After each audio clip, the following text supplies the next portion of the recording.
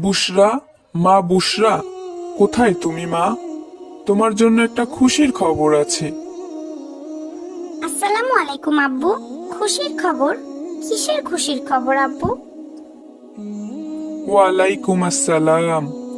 মা বুশরা, তুমি কি জানো আমাদের অফিস থেকে আগামী মাসের 2 তারিখ কক্সবাজার ঘুরতে নিয়ে যাবে? তুমি চাইলে আমরা সেখানে যেতে পারি মা। আসলে আব্বু, আমরা তো গত মাসেই কক্সবাজার থেকে ঘুরে আসলাম। অযথা টাকা খরচ করার দরকার নেই আব্বু। মা বুশরা, আমি আরো তোমার জন্যই যেতে চেয়েছিলাম, যে তুমি অনেক খুশি হবে। আর তুমি এই বলছো? না আব্বু, তুমি ভুল বুঝছো আমাকে। আমি অনেক খুশি হয়েছি, কিন্তু সামনেই তো আমার ফাইনাল এক্সাম, তাই আর কি যেতে চাইছিলাম না। আচ্ছা মা, তুমি মনোযোগ দিয়ে পড়াশোনা করো। আমরা তোমার এক্সামের পর আবার ঘুরতে যাব, কেমন? কেউ চায় আর কেউ চাইলেও পায় না। আল্লাহ পাক যাকে দেয় তাকে অনেক কিছুই দেয়, আর যাকে দেয় না তাকে কিছুই দেয় না। আমাকেও দেখো, আজ আমার বাবা মা বেঁচে থাকলে আমারও তো কত শখ আল্লাহ তারা পূরণ করতেন। ঘুরতে যাওয়া তো দূরের কথা, দুবেলা ঠিক মতো খেতেই কষ্ট হয়ে যায়। খাদিজা, ওখানে দাঁড়িয়ে কি দেখছিস? এদিকে আয় তো, একটু কাজ করে দে তো। এই তো আসছি আপামনি।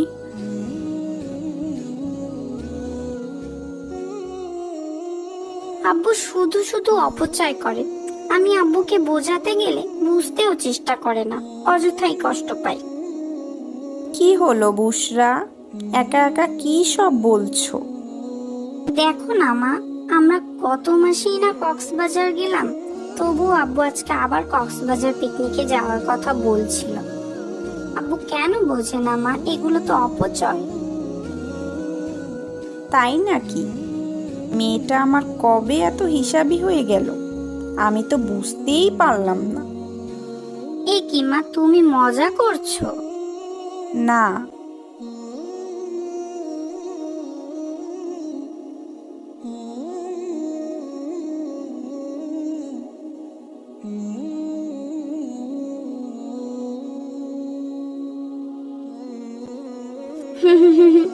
ঠিকই বলেছো। এখন আমার মাদ্রাসায় যাওয়ার সময় হয়ে গিয়েছে মা, আমি মাদ্রাসায় গেলাম। আসসালামু আলাইকুম। ওয়ালাইকুম আসসালাম। সাবধানে যেও বুশরামা, আল্লাহ হাফিজ।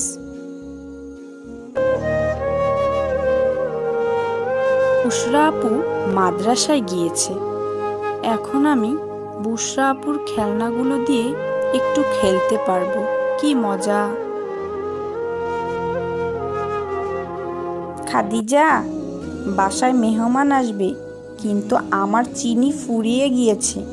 এখন দোকানে কে যাবে বলতো? কি বিপদ হলো এখন! আপামনি, সামনেই তো দোকান, আমি গিয়ে নিয়ে আসি। তুই আনতে পারবি তো? হ্যাঁ আপামনি, আপনি চিন্তা করেন না, আমি ঠিকঠাক মতোই আনতে পারবো। আচ্ছা, এই নে 100 টাকা। 50 টাকার চিনি আনবি আর 50 টাকা ফেরত আনবি, কেমন? ঠিক আছে আপামনি।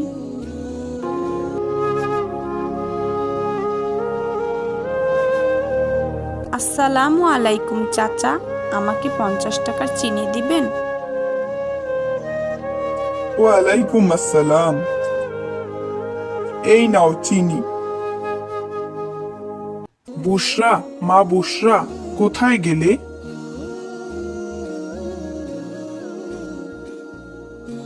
আসসালামু আলাইকুম আব্বু। কি হয়েছে আব্বু, আমাকে ডাকছো? ওয়ালাইকুম আসসালাম। হ্যাঁ মা, আজকে সন্ধ্যায় আমরা বাইরে ডিনার করব, তোমার মাকে বলে দিও, কেমন? ঠিক আছে আব্বু। ইস, আজ যদি আমার আব্বু আম্মু বেঁচে থাকতেন, তাহলে আমিও তাদের সাথে আজ বাইরে খেতে যেতে পারতাম। কতই না মজা হতো।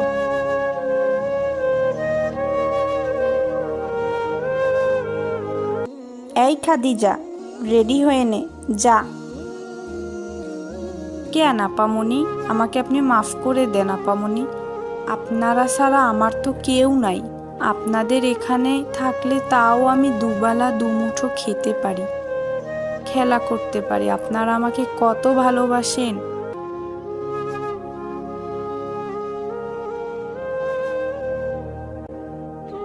আরে পাগলি মেয়ে, তুই কেন ভুল করবি? ভুল তো আমরাই করি। তোকে রেখে আমরা কত দূর দূর যাই। কি বলেন আপামনি? এসব আমার অভ্যাস আছে। আগে যেখানে কাজ করতাম না, তারা তো আমাকে ঠিকমতো খেতেই দিত না। সেখানে আপনারা আমার কত যত্ন করেন। হয়েছে, এখন রেডি হয়ে চল আমাদের সাথে, ডিনার করতে যাব।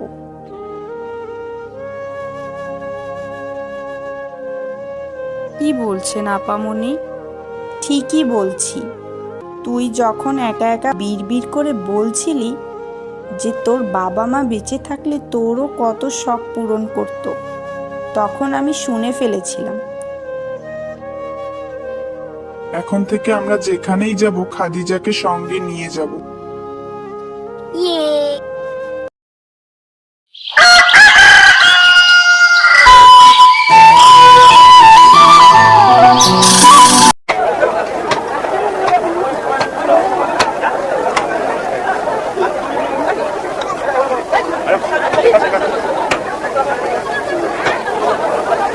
ছোটবেলার বাবা মাকে হারানো এতিম ছেলে আবু বক্কর পেটের দায়ে একটা চায়ের দোকানে কাজ করত। একদিন ভুল করে আবু বক্করের হাত থেকে একটি চায়ের কাপ পড়ে যায়, আর সাথে সাথেই দোকানের মালিক এসে আবু বক্করকে অনেক বেশি কথা বলতে শুরু করে। এই পোলা, অকর্মার জানি কোন জায়গার, আমার ঘরে এসে উঠে পড়ছো। এই, তুই যে কাপটা ভাঙলি এর দাম দিতে পারবি? বদমাস পোলা জানি। আমার ভুল হয়ে গেছে কাকা, আমাকে ক্ষমা করুন, এরপর থেকে আর এমনটা হবে না। ভুল কিসের, ভুল কিসের? হ্যাঁ, আজই আমার দোকান থেকে বের হয়ে যাবি। তোর মতো কাজের লোক আমার লাগবে না।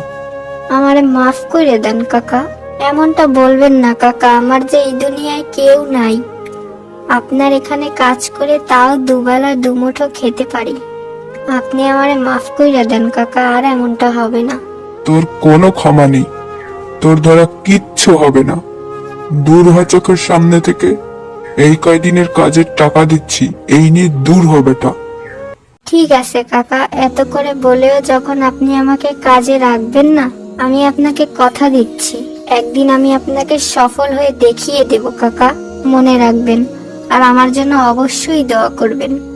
হুম, একটা কাপ ঠিক করে ধরতে পারিস না, তুই আবার সফল হবি? যা যা, দূর হ আমার সামনে থেকে।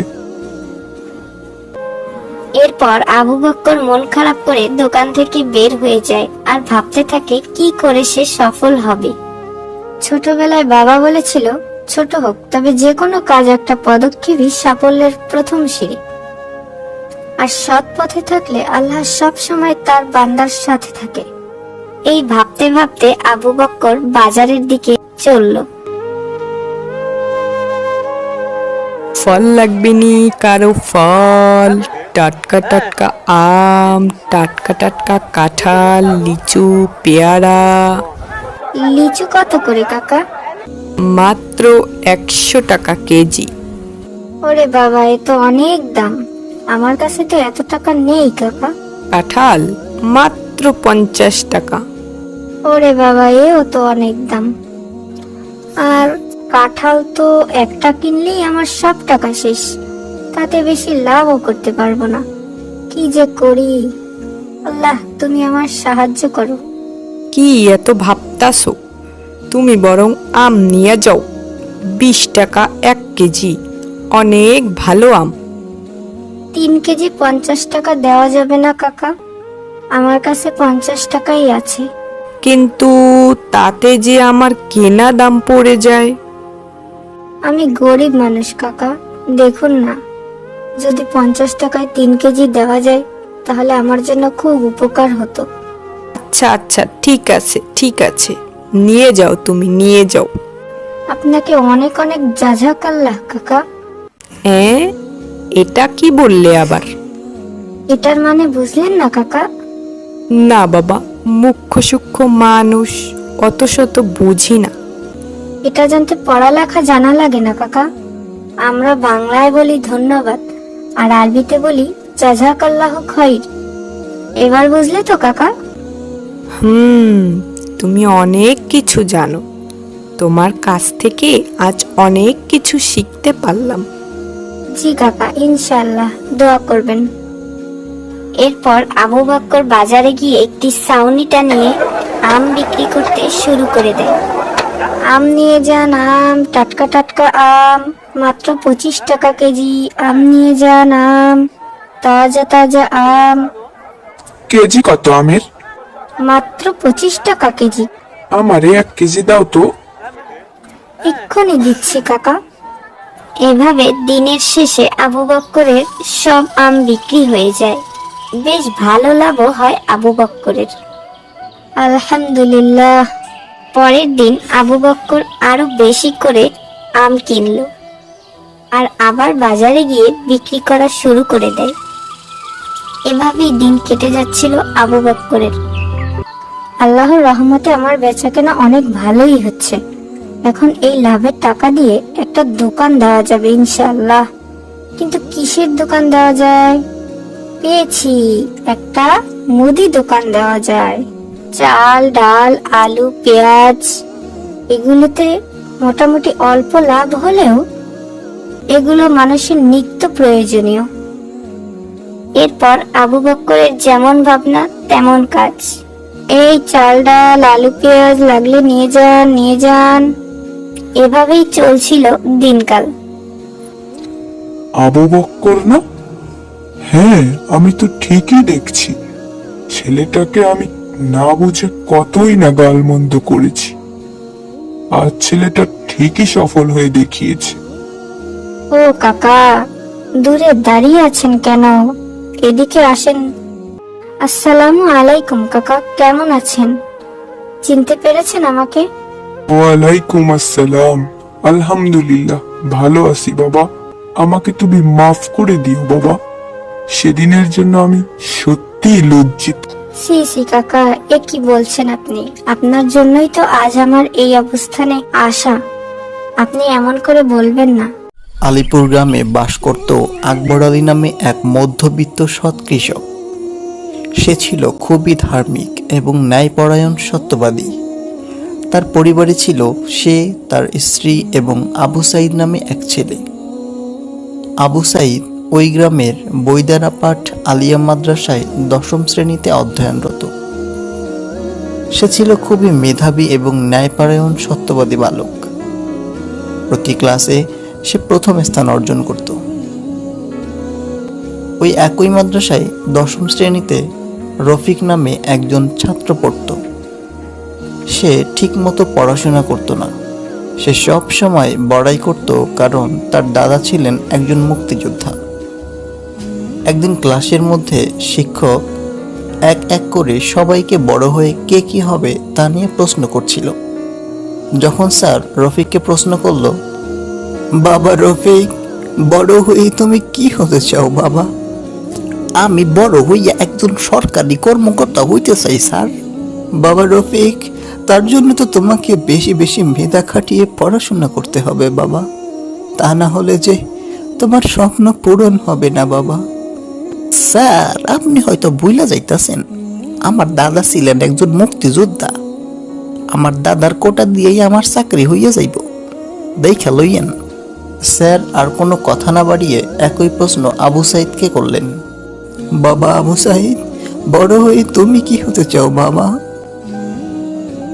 স্যার, মহান আল্লাহ তাআলা আমার ভাগ্যে যা লিখে রেখেছেন এবং যোগ্যতার দিক থেকে যে চাকরির যোগ্য আমি হব, আপনাদের দোয়ায় সেই চাকরি আমি করতে চাই স্যার, ইনশাআল্লাহ। মাশাআল্লাহ, খুব সুন্দর উত্তর দিয়েছো বাবা। আমি দোয়া করছি আল্লাহ তোমাকে অনেক বড় করুন। এভাবে দেখতে দেখতে বেশ কিছু বছর পার হয়ে গেল। আবু সাইদ সরকারি বিশ্ববিদ্যালয় থেকে ভালো রেজাল্ট নিয়ে পড়াশোনা শেষ করে সবেমাত্র চাকরির জন্য আবেদন করতে শুরু করলো। অপরদিকে রফিক সরকারি বিশ্ববিদ্যালয়ে চান্স না পেয়ে প্রাইভেট বিশ্ববিদ্যালয় থেকে মোটামুটি পাশ করে সবেমাত্র সেও আবেদন করা শুরু করেছে। হঠাৎ করে সরকারি একটি অধিদপ্তরে অফিস সহকারী পর্যায়ে সার্কুলার দিয়েছে। সেখানে আবু সাইদ এবং রফিক দুজনেই আবেদন করেছে। আবেদনের দিন দুজনের সেই অফিসে গিয়ে দেখা হলো। আসসালামু আলাইকুম ভাই রফিক, কেমন আছো ভাই? অনেক দিন পর দেখা, হঠাৎ এখানে কেন? ওয়ালাইকুম আসসালাম, আরে ভালোই আছি ভাই। আরে এখানে তো আমি চাকরির জন্য আবেদন করেছি। তুমি তো জানোই আমার দাদা ছিলেন একজন মুক্তিযোদ্ধা, আর আমার চাকরি 80% তো হয়েই আছে, কারণ এখানে আমার একজন দুঃসম্পর্কের মামা চাকরি করেন। তা ভাই তুমি কি জন্য এসেছো? আমিও চাকরির সার্কুলার দেখে সিভি জমা দিতে এসেছি ভাই। এসব কথা বলতে বলতে দুজনেরই একসাথে ভিতরে ডাক পড়ল। আসসালামু আলাইকুম, may I come in sir? ওয়ালাইকুম আসসালাম, yes come in, sit down please.